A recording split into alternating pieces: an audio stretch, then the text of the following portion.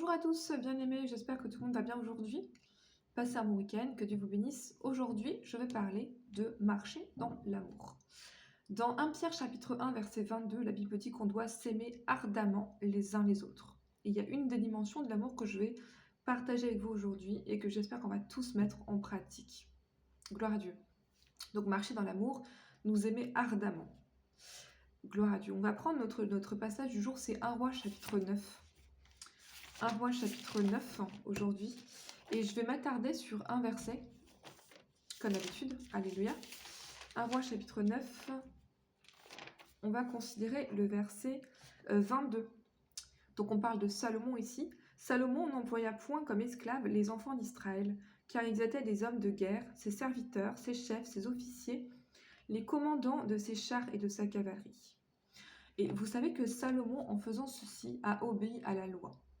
Dieu a prescrit aux enfants d'Israël, donc vous allez voir, on va prendre des références, de ne jamais assujettir son frère ou sa sœur. Donc une des dimensions de l'amour que je voudrais aborder avec vous aujourd'hui, qui est vraiment, et parfois on a tendance à négliger cet aspect, c'est de ne jamais assujettir son frère ou sa sœur, de quelque manière que ce soit physiquement évidemment, mais aussi financièrement. On va le voir aujourd'hui. On doit aimer, honorer et apprécier nos frères et sœurs, que ce soit riches, que ce soit des pauvres. Alléluia. Ça, c'est important pour Dieu. Et je vais vraiment accentuer ça aujourd'hui. Vous savez, c'est la Saint-Valentin aujourd'hui. Mais il y a un amour qui est supérieur à l'amour entre un homme et une femme. C'est l'amour de Dieu, l'amour agapé. Et c'est cet amour que Dieu nous invite à démontrer envers nos frères et nos sœurs dans la foi. Alléluia. L'amour agapé. C'est l'amour qui nous veut que du bien et qui n'attend rien en retour. Vous voyez que ça n'a rien à voir avec l'amour qu'on célèbre à la Saint-Valentin. Même si cet amour, évidemment, est honorable aussi. Gloire à Dieu. Bref, alléluia. Donc, Salomon a obéi à la loi, à ce moment-là en tout cas. Et on va prendre des références ici parce que Dieu a institué deux choses que je voudrais vous montrer aujourd'hui. Premièrement, c'est le relâche. Alors, qu'est-ce que c'est que le relâche? Dans Deutéronome chapitre 15, on va prendre les premiers versets ici. Tous les 7 ans, en fait, tous les créanciers devaient abandonner leurs dettes envers ceux qui leur devaient de l'argent. Vous imaginez, c'est comme si vous me deviez de l'argent et au bout de 7 ans, je suis obligée de vous dire, bon bah écoute, ça fait 7 ans, c'est le relâche, donc laisse tomber, j'oublie la dette que tu me dois. Ça, c'était le relâche et c'était vraiment une preuve d'amour. Parce que vous savez, c'est pas facile, je pense, d'abandonner une dette. Ok, Deutéronome 15, verset 1, tous les 7 ans, tu feras relâche. Et voici comment s'observera le relâche. Quand on aura publié le relâche en l'honneur de l'Éternel, tout créancier qui aura fait un prêt à son prochain se relâchera de son droit. Il ne pressera pas son prochain et son frère pour le paiement de sa dette. Donc l'amour que Dieu attend de nous, en fait, qu'on démontre envers nos frères et sœurs, va jusque-là. On ne tient pas compte des dettes. Vous voyez, ça c'est vraiment un amour qui est désintéressé, c'est l'amour agapé. Ça c'est pas facile, hein. Vous savez, c'est pas facile. Naturellement, on va s'accrocher à nos droits, mais la Bible dit qu'on doit abandonner nos droits pour nos frères. Et on va même plus loin, dans Lévitique chapitre 25, verset 39, juste en référence à ce qu'a fait Salomon ici. Lévitique 25, verset 39. La Bible dit, si ton frère devient pauvre près de toi, et qu'il se vende à toi, tu ne lui imposeras pas le travail d'un esclave. Donc ça, c'est la loi. C'était la loi de Dieu. De ne jamais assujettir son frère ou sa sœur. De ne jamais considérer un frère ou une sœur comme un esclave.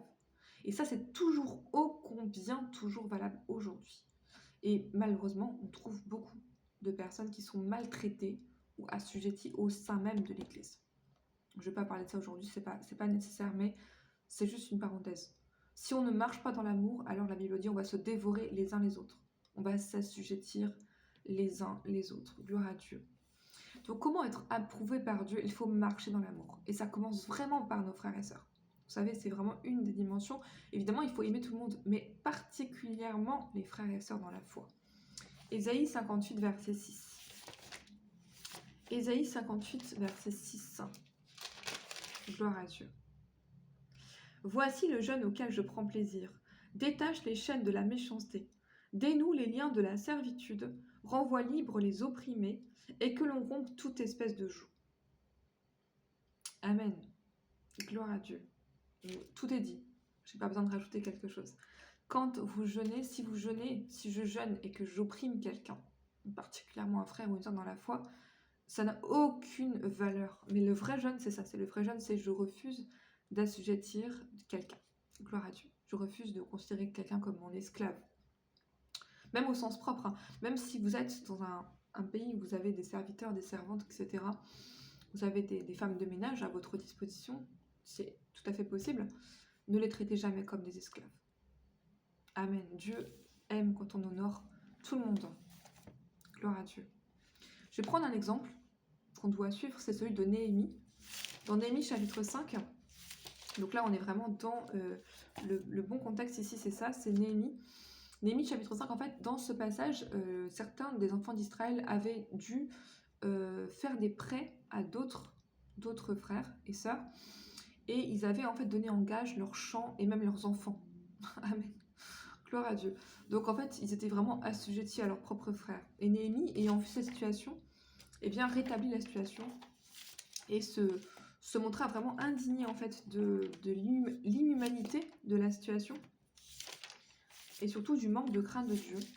Ok, Néhémie chapitre 5, à partir du verset 1, ce passage est très instructif par rapport à nos relations entre les frères et sœurs. Honorer ses frères, ne jamais tirer avantage de ses frères et sœurs et toujours leur vouloir du bien. Ça, c'est marcher dans l'amour. Il s'éleva de la part des gens, donc Néhémie chapitre 5, il s'éleva de la part des gens du peuple et de leurs femmes de grandes plaintes contre leurs frères les Juifs. Les uns disaient, nous, nos fils et nos filles, nous sommes nombreux, qu'on nous donne du blé afin que nous mangions et que nous vivions. D'autres disaient, nous engageons nos champs, nos vignes et nos maisons pour avoir du blé pendant la famine. D'autres disaient, nous avons emprunté de l'argent sur nos champs et nos vignes pour le tribut du roi. Et pourtant notre chair est comme la chair de nos frères, nos enfants sont comme leurs enfants, et voici, nous soumettons à la servitude nos fils et nos filles, et plusieurs de nos filles y sont déjà réduites. Nous sommes sans force, et nos champs et nos vignes sont à d'autres.